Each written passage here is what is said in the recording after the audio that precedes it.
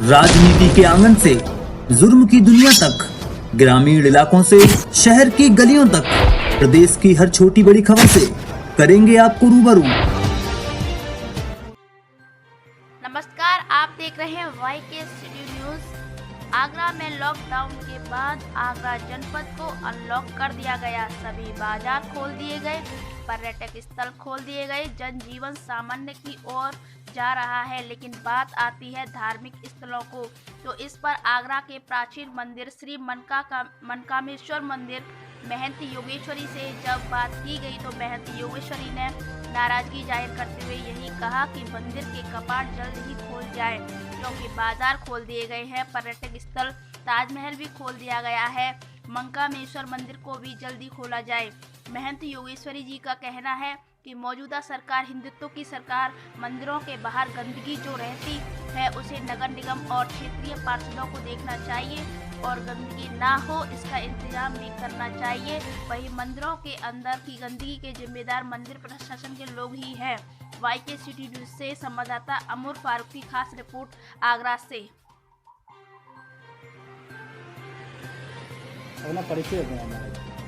मैं आगरा श्री मनकामेश्वर मठ मंदिर तिलकाश श्री महंत योगेश्वरी और आपके इस चैनल के माध्यम से अपनी बात को कुछ रखने के लिए हम यहाँ उपस्थित हुए हैं।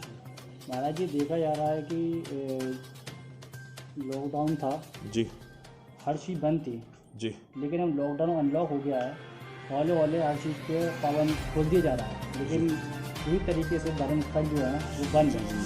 उसको लेकर क्या करना है? विडम्बना है, शायद जो है दैवी आपदा है। और मैं तो यही कहना चाहूँगा क्योंकि 21 मार्च को माननीय प्रधानमंत्री हमारे श्री मोदी जी के आह्वान पर एक जनता कर्फ्यू का आह्वान किया गया था और तब बाबा के कपाट श्री मनकामेश्वर मठ मंदिर के कपाट बंद हुए थे। 22 को आह्वान हुआ, जनता कर्फ्यू हुआ, 23 मार्च से बाबा का ये दरबार कपाट जो है तब से अनवरत बंद है।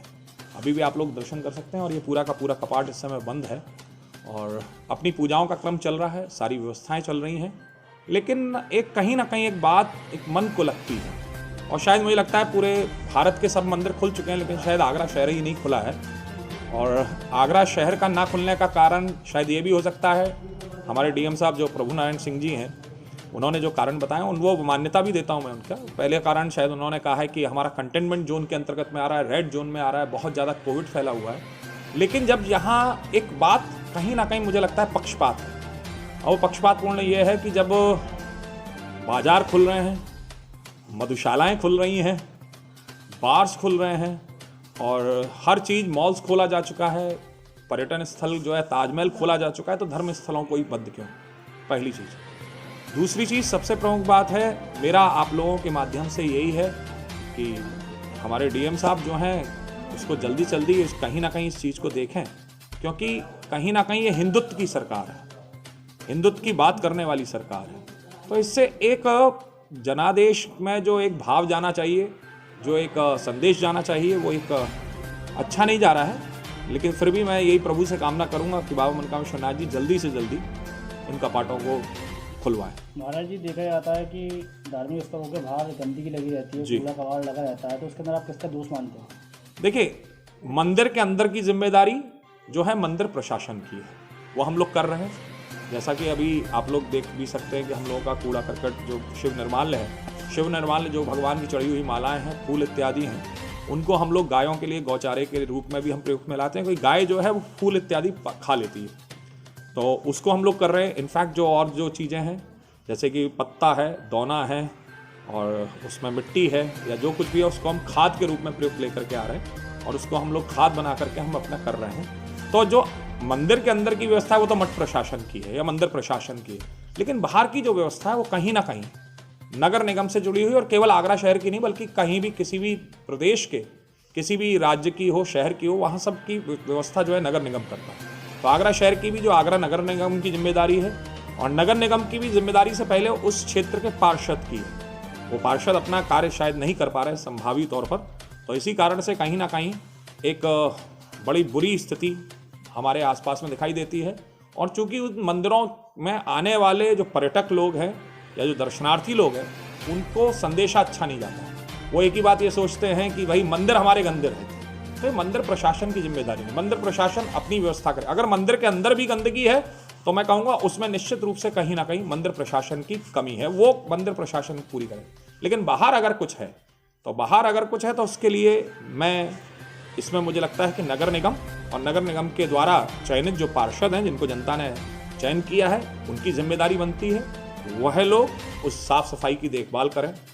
और एक संदेश और मैं आपके माध्यम से मैं चाहूँगा कि अभी तक किसी भी जनप्रतिनिधि ने मंदिरों की व्यवस्थाओं का जायजा नहीं लिया। पिछले 9 से 10 महीने व्यक्तिगत मैं तौर पर मैं यहाँ बैठा हूँ, किसी ने व्यक्ति ने भी, आगरा शहर का सौभाग्य है कि 9 विधायक चुने गए हैं, 3 सांसद चुने गए हैं, आगरा में नगर निगम का मेयर साहब हैं, लेकिन अभी तक किसी ने भी मंदिर में आकर के यह शायद मुझे व्यक्तिगत तौर पर मुझे लगता है किसी मंदिर वाले से नहीं पूछा गया है कि भाई आपको कोई परेशानी तो नहीं है। और जबकि मंदिर हमारे यहाँ पर हमारे भारत का धर्म प्राण है, आस्था का जो है केंद्र बिंदु हैं, और इनमें भी कार्य करने वाले हमारे जो आचार्य लोग रहते हैं वो कहीं ना कहीं निःशुल्क रूप से अपनी सेवाओं को देते हैं, या जो जैसे भी व्यवस्था चलती है और सारे काम होते हैं।